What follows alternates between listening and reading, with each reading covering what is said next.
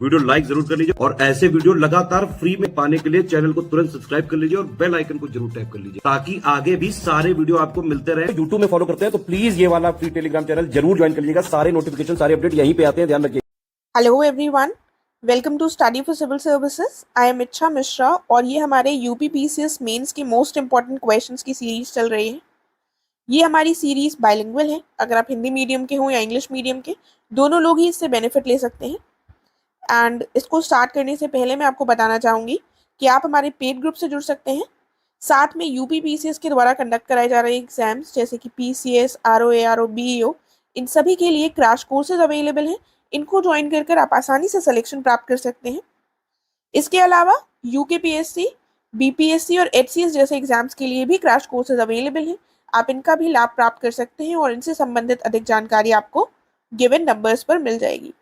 अगर आपने अभी तक हमारे फ्री टेलीग्राम चैनल को नहीं ज्वाइन किया है तो इसे जल्द से जल्द ज्वाइन कर लीजिएगा, क्योंकि यहाँ पर चैनल से संबंधित सभी अपडेट्स आपको टाइमली उपलब्ध होंगे। अब हम देखते हैं अपना आज का क्वेश्चन, जो हम एक क्वेश्चन इसमें डिस्कस करते हैं। देखिए, अभी तक हमारा GS1 के ही क्वेश्चंस चल रहे हैं। उसके अगर आप टॉपिक्स देखेंगे तो उसी के टॉपिक्स हमने कवर किए हैं। बीच में एक दो क्वेश्चंस हमने जो GS1 के नहीं है वो भी डिस्कस किए हैं, यानी कि GS2-3 के क्वेश्चंस भी देखे हैं। तो फिलहाल हम क्वेश्चन देखते हैं। Discuss the causes of the refugee crisis, also discuss India's policy related to refugees. एक पॉइंट है GS1 का जिसमें रिफ्यूजी से संबंधित और माइग्रेशन से संबंधित दिया हुआ है, तभी हमारा ये क्वेश्चन इंपॉर्टेंट हो जाता है। क्वेश्चन क्या है हिंदी में देख लेते हैं। शरणार्थी जो संकट है इसके कारणों पर हमें चर्चा करनी है, साथ में शरणार्थियों के संबंध में भारत की नीतियों पर भी चर्चा करनी है। तो पहले तो हम बताएंगे कि रिफ्यूजीज होते कौन है, या फिर हम आपको पता है डेफिनेशन बता सकते हैं या तो डेटा बता सकते हैं। तो आपके पास ऑप्शन है, चॉइस है, आप जो भी बताना चाहें वो बता सकते हैं इंट्रोडक्शन में। तो यहाँ पर हम पहले बताएंगे रिफ्यूजीज हैं कौन, किनको कहा जाता है। तो क्या लिखा हुआ है, शरणार्थी मेनली वो लोग होते हैं जो अपने सुरक्षा या अस्तित्व के लिए अपना जो गृह क्षेत्र होता है, जो अपना जहां वो रहते हैं, उसको छोड़ देते हैं।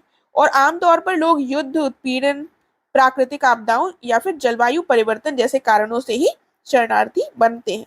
और इसकी अधिक संभावना रहती है कि वे घर वापसी या फिर घर वापस लौटकर नहीं जाना चाहते हैं या फिर ऐसा करने से डरते हैं। तो उन्हीं लोगों को हम रिफ्यूजीज कहते हैं।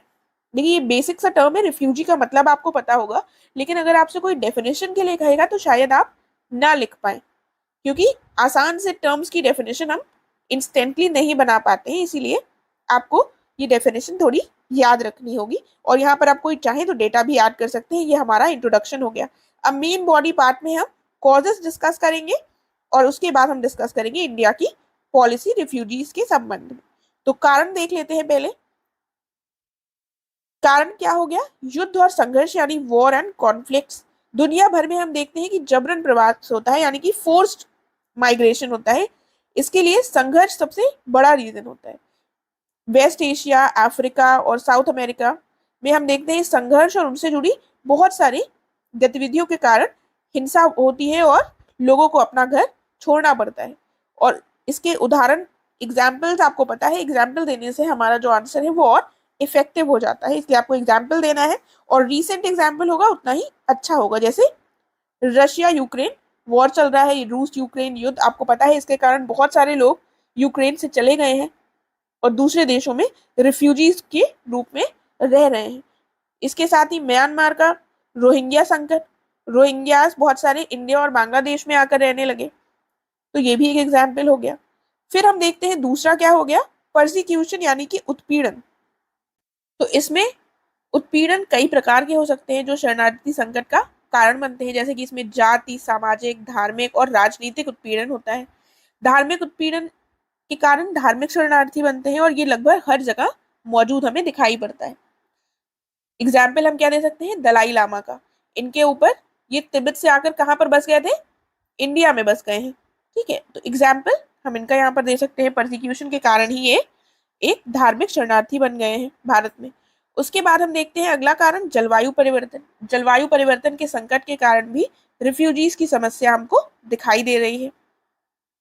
क्या रीजन हो गया है, जलवायु परिवर्तन या फिर जलवायु से उत्पन्न होने वाली समस्याओं के परिणाम स्वरूप प्रवासन कब होता है? जब बाढ़ आने लगती है, जैसे नेचुरल डिजास्टर्स की कंडीशन बन जाती है, या फिर कोई रिसोर्सेज कम हो जाती है, जैसे कि बहुत ज्यादा गर्मी पड़ने लगी, सूखा, या फिर जंगल की आग, या फिर चरम मौसम की घटनाएं होने लगती हैं, या फिर आप ये भी लिख सकते हैं कि जैसे पानी की उपलब्धता खत्म हो गई, वहां पर पानी नहीं उपलब्ध है, सूखा पड़ रहा है, रिसोर्स खत्म हो गया पानी जैसा, बिकॉज ऑफ क्लाइमेट चेंज, तो लोग प्रवास कर जाते हैं।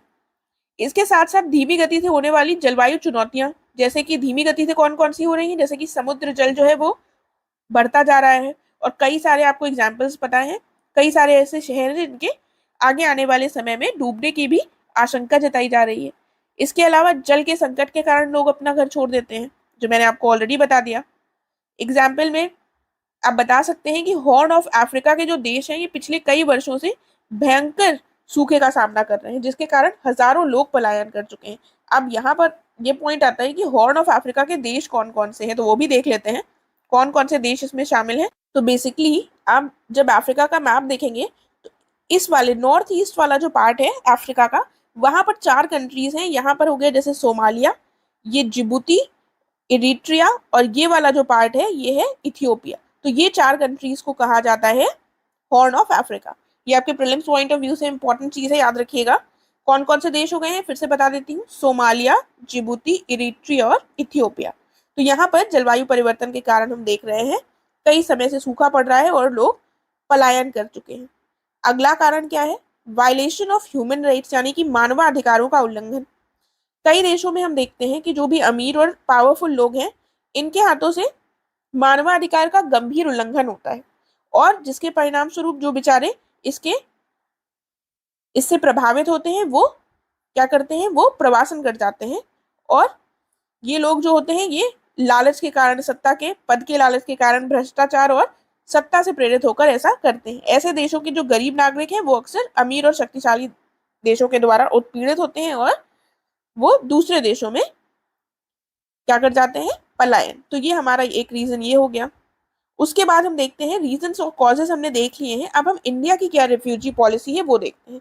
तो इंडिया के पास कोई एक स्पेसिफिक लेजिस्लेशन नहीं है, कोई ऐसा एक स्पेसिफिक कानून भारत के द्वारा नहीं बनाया गया है जो कि शरणार्थियों की समस्या के समाधान के लिए हो। तो ये बहुत इंपॉर्टेंट पॉइंट है, आपको पता होना चाहिए। लेकिन और भी कुछ पॉइंट्स हैं।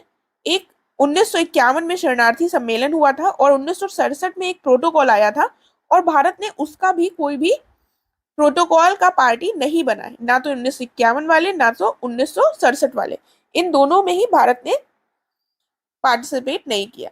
उसके बाद भी हम देखते हैं भारत में शरणार्थी सुरक्षा के मुद्दे से निपटने में हम सकारात्मक भूमिका निभा रहे हैं। कैसे निभा रहे हैं? हालांकि कोई लेजिस्लेशन नहीं है, 1951 कन्वेंशन और 1967 प्रोटोकॉल के भी हम पार्टी नहीं है, लेकिन तब भी भारत में विदेशी लोगों और संस्कृति को आत्मसात करने की एक नैतिक परंपरा रही है। ठीक है, इंडिया में ऐसा नहीं है कि किसी का भी ह्यूमन राइट्स का वायलेशन कर सके। आपको पता है कि कुछ फंडामेंटल राइट्स जो हैं वो फॉरेनर्स को भी दी हुई हैं।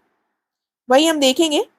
देखिए, भारतीय संविधान के अंतर्गत मनुष्य के जीवन, स्वतंत्रता और सम्मान की सुरक्षा की परिकल्पना की गई है। इस तरह से हम रिफ्यूजीज को भी प्रोटेक्शन इनडायरेक्टली प्रोवाइड कर रहे हैं अपने कॉन्स्टिट्यूशन के थ्रू।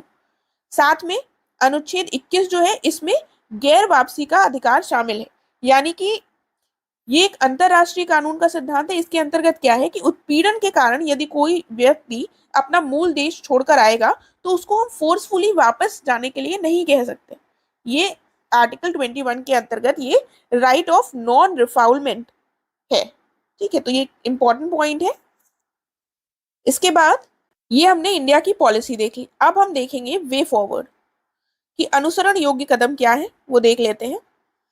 क्या कर सकते हैं हम और इंडिया में? वे फॉरवर्ड लिखेंगे इसमें हम बताएंगे कि राष्ट्रीय मानवाधिकार आयोग जो है, इसने शरणार्थी संकट से निपटने के लिए मॉडल कानूनों की सिफारिश कर रखी है। तो हम ये कर सकते हैं कि वर्तमान स्थिति के हिसाब से कैसे बेहतर निपटा जा सकता है, और इसमें कुछ संशोधन करके हम इसके जो भी मॉडल कानून का प्रोविजन है उसको लागू कर सकते हैं या उसको अपना सकते हैं। ठीक है, एक ये हो गया। दूसरा क्या हो गया कि हम ये भी ध्यान रखें कि यदि कोई शरणार्थी महिला या फिर बच्चा है तो उसकी सुरक्षा का स्पेशल ध्यान दिया जाए। तीसरा क्या हो गया?